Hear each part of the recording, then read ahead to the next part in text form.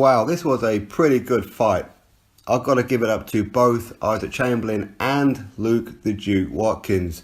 In fact, this fight went the full 10 rounds and both of these guys were gassed. I mean, proper gassed.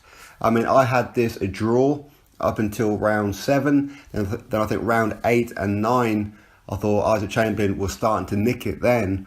And at that point, I felt that Luke the Duke Watkins needed a knockout in the very final round. And in the very final round of number 10, of course, these guys just went at it and started swinging. I thought in the first minute of the final round, Isaac Chamberlain got Watkins out of there. He hurt him pretty bad and he was on shaky legs, and somehow Watkins managed to weather the storm.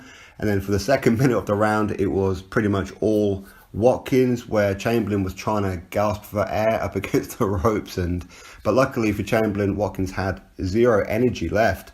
But then within 5 seconds left of the very final round, Isaac Chamberlain manages to tee off on Luke Watkins and drops Watkins. The bell goes as the referee still counting, of course, but he makes it to his feet, so he didn't get stopped in the very final round.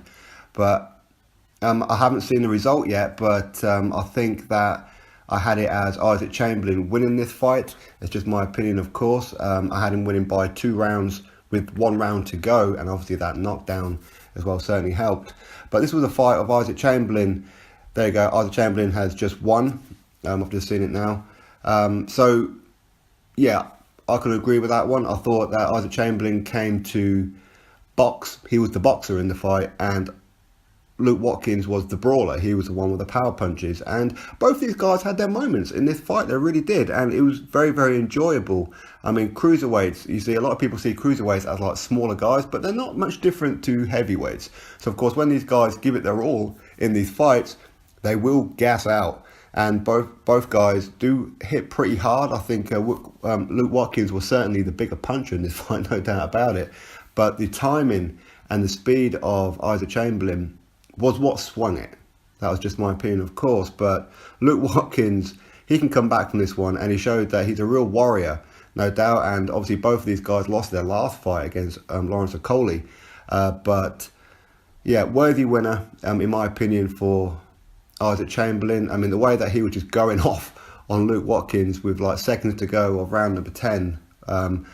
Yeah, I'm not surprised that Watkins took a knee. I have no idea of the scores at all, but it doesn't really matter. For me, I had Isaac Chamberlain winning that one pretty close, and then Isaac Chamberlain took over for the last 2 rounds, and certainly the final round with the knockdown as well.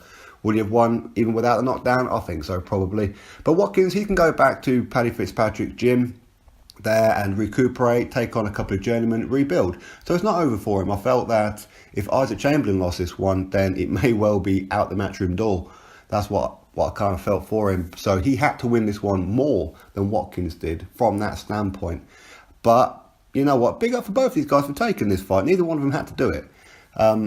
Where they both could have took on a couple of journeymen, get a couple of wins, and then maybe had a fight. But you know what? They did it straight away, and both of them came to win. That is for sure. And Isaac Chamberlain certainly improved since the Okoli fight, which, to be honest, wouldn't be too difficult, because he was actually throwing punches in this fight, and he was being brave in this fight as well. And I think that maybe that surprised Luke Watkins. I think maybe that's what it is. So onwards and upwards for both these guys. To be perfectly truthful, will these guys ever be world champion? Based on that, I don't know. I don't think so. I think certainly both of these guys could be British champion at some point, maybe European champion, world champion. I hope so, but I'm not confident of it. But anyway, we'll have to wait and see. So that's 2 British cruiserweights going at it, toe to toe, in a fight that neither one of these guys had to take, to be perfectly fair, but they both did. So very, very good fight. I enjoyed it quite a lot. You drop me your thoughts below, how you saw this fight.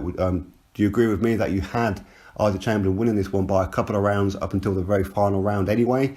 Or maybe you had Watkins winning, or maybe you had Isaac Chamberlain dominating the entire fight. I can't argue too much. There were certainly some swing rounds. So anyway, big up both guys. Congratulations to Isaac Chamberlain. So he bounces back with a win over the former Commonwealth Cruiserweight champion, Luke the Duke Watkins. So drop your thoughts below, click that thumbs up, and of course subscribe. Catch you all on the next video.